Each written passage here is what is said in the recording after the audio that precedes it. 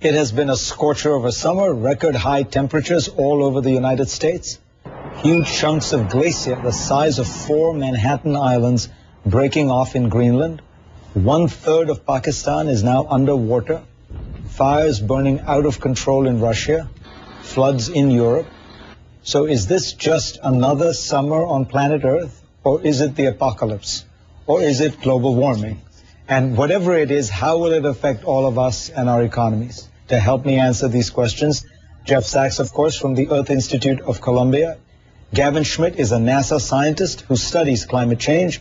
And Pat Michaels is a scientist who now works for the Cato Institute, the libertarian think tank that strongly opposes laws to cap carbon dioxide. Welcome, gentlemen. So, you're the scientist. Tell me what we should make of these high temperatures. There's always a danger of taking one summer or one data point and extrapolating from it, but it does seem like a lot of stuff is going on. That's true, and some of the changes that we've been seeing, particularly in the heat waves in Russia, do seem to be very anomalous for a very long period of time. But you're absolutely right. We have a very hard job to attribute any one single event or even a group of disparate events to something as kind of slow acting but pervasive like global warming. So we know that the planet is warming. This decade is the warmest decade that we have in the instrumental record. It's warmer than the 90s. The 90s were warmer than the 80s. The 80s were warmer than the 70s. There are a lot more warm records breaking than there are cool records breaking. But there's still the same amount of variability from one summer to the next summer, or even from one winter to the next winter. All over time pointing upwards, that is upward rise, and the mean temperature is rising. Right. So we think that that's because of the increases in greenhouse gases that industrial civilization and agriculture have put into the atmosphere. And what we anticipate is that because we're continuing to add carbon dioxide to the system, we're going to continue to warm decade by decade by decade. The exact magnitude of where we're going to go is going to depend a little bit on the system, but also on the decisions that we make as a society to either reduce carbon emissions or just to carry on with business as usual.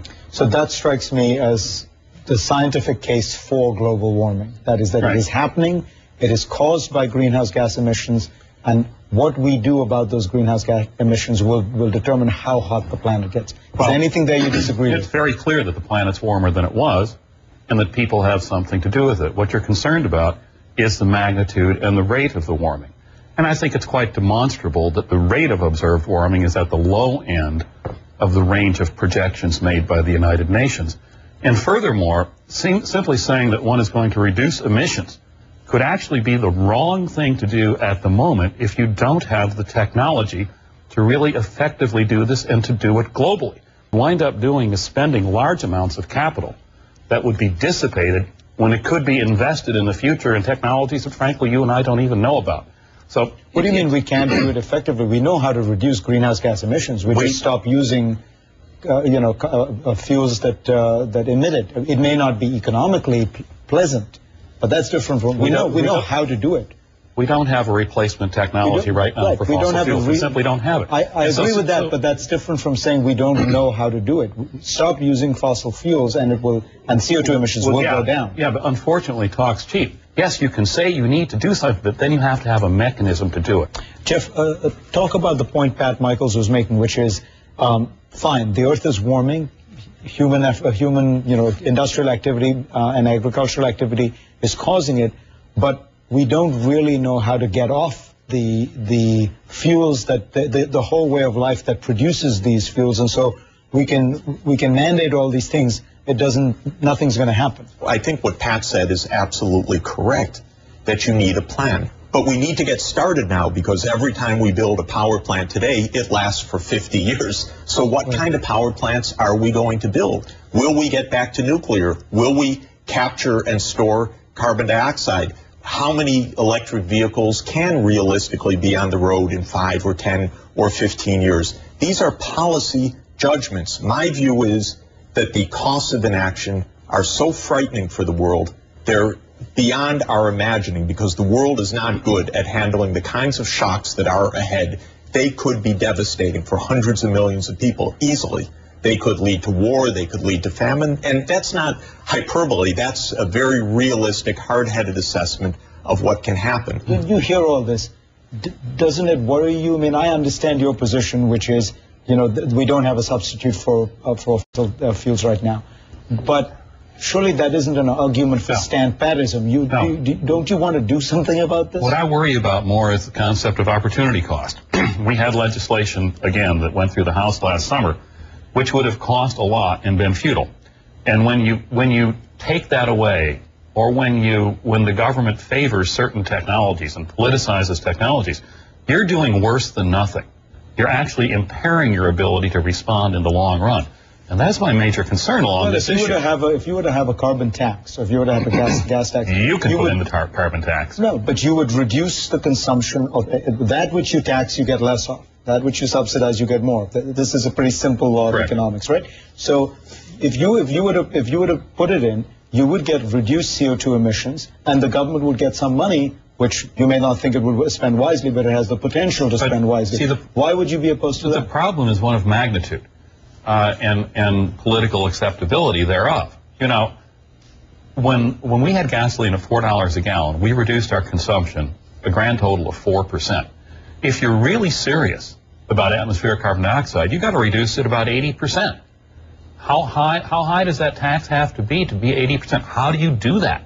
But in a political republic, it's very, very difficult, and I guarantee you. But is your answer therefore to do nothing? I mean, no. Okay, now let me ask you what people wonder about advocates like you. You know, they say I'm advocating for efficiency. Right, but people say that you're advocating also for the current petroleum-based industry to stand pat, to stay as it is, and that a lot of your research is funded by these industries. No. First of all, what I'm saying is is your research funded by these industries? Not largely. The fact of the matter is, can I ask you what percentage of your work is funded by the petroleum industry? I don't know, 40%. I don't know. Okay. The fact of the matter is, technology changes dramatically in 100 years, and we will very likely not be a fossil fuel-based economy in 100 years. And the way to get there is to not take capital out of the system, but allow people to do investment. But you're confident we'll be around in 100 years. You're confident we'll be around in 100 years. Oh, yeah. Right now, it's free to put carbon dioxide up into the air. There's no incentive not to. The cheapest thing in the world is to burn coal.